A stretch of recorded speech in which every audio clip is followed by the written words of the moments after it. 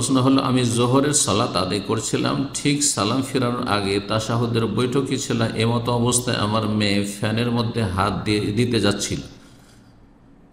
ওই সময় আমি আমার মেয়ের দিকে তাকিয়ে আটকে নিয়েছি।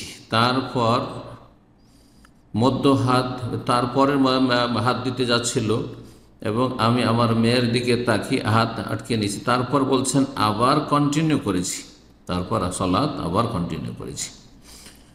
তাহলে কি আমার সালাত ত্রুটিপূর্ণ হবে যদি আপনি পুরো কেবলা থেকে ফিরে না যান?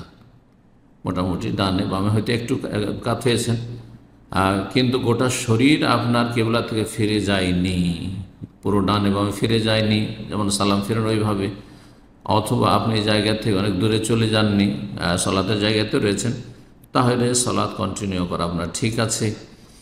আর জরুরি এইরকম হলে যদি দেখা যায় যে এখানে জীবনের রিস্ক রয়েছে, তাহলে সালাত ছেড়ে দিতে হবে, সালাত ছেড়ে দিতে হবে। আর আপনার যদি কেবলার উল্টো দিকেও যেতে হয় এরকম অবস্থায়, তাহলে আপনি নতুন করে আবার সালাত শুরু করবেন।